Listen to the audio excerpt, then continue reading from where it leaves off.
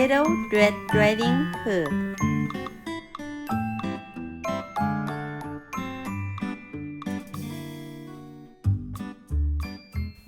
Once upon a time, there was a little girl who lived with her mommy in a cottage on the edge of a big forest.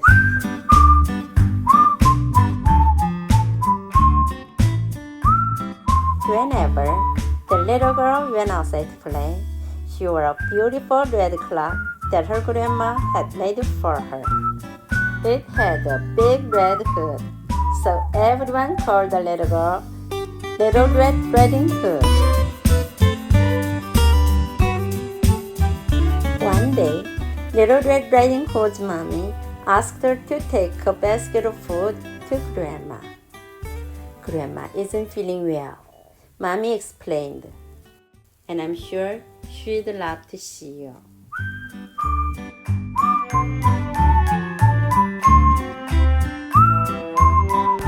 Grandma lived in the other side of the forest, so Mommy drew a map on a piece of paper so that Little Red Riding Hood wouldn't get lost. And remember, don't talk to any strangers along the way, said the mommy, helping Little Red Riding Hood into her cloak.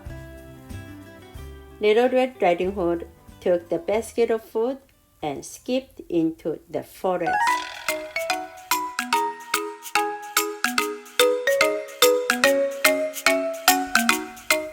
On the way, Little Red Riding Hood saw some beautiful blue flowers.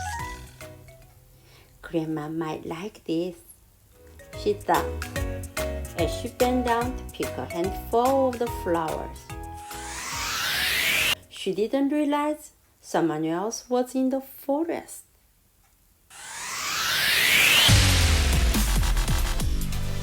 "Hello, little girl," said a deep, growly voice. Little Red Riding Hood dropped with a fright.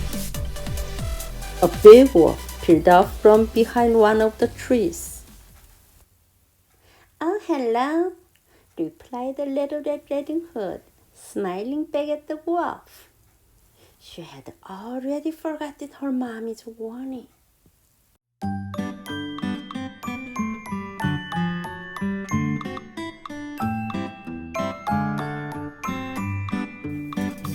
"Where are you going?" growled the wolf. "I'm visiting my sick grandma who lives on the other side of the forest," Little Red Riding Hood explained. "Oh, what a kind girl you are," smiled the wolf, showing off his razor-sharp teeth. Just then, the wolf's tummy gave out a loud, grumbly grumble. "What was that?" asked Little Red Riding Hood.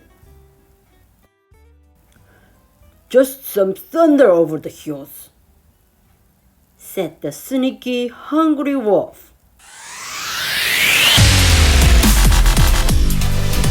As he ran away as fast as he could to Grandma's cottage.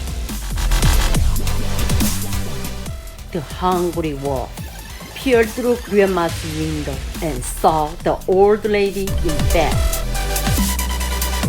With a loud howl, the wolf dashed into the cottage and gobbled up Grandma's one large gulp.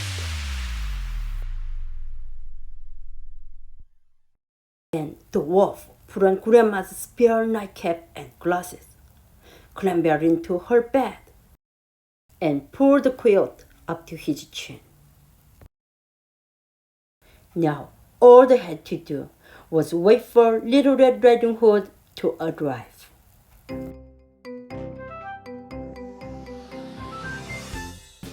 When Little Red Riding Hood reached the cottage, she was surprised to find the front door wide open.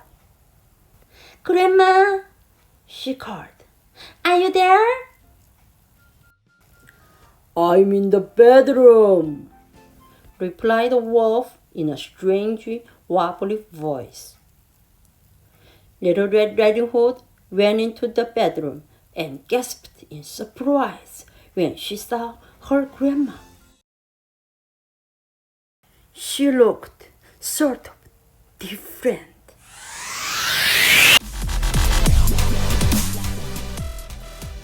Grandma must be very sick, thought Little Red Riding Hood. I hope it isn't catching. What big eyes you have, Grandma, she said as she ran over to the bed. All the better for seeing you with, the wolf replied in the same wobbly voice. Grandma, what big ears you have, Little Red Riding Hood added, moving closer. All the better for hearing you with, said the wolf with the toothy grin. My, what big teeth you have, Grandma, said Little Red Riding Hood.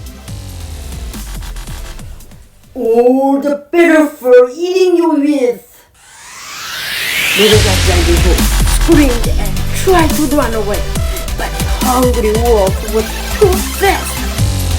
He leaped out of the bed and gobbled her up in a single greedy go.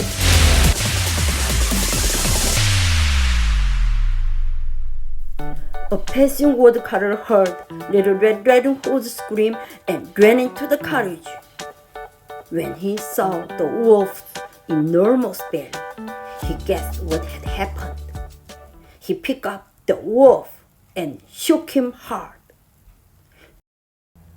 Little Red Riding Hood and Grandma flew out of the wolf's mouth. Luckily, they weren't hurt, but they were very cross.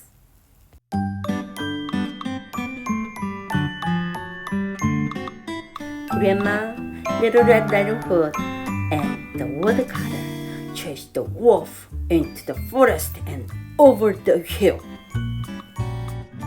The embarrassed wolf never came back, and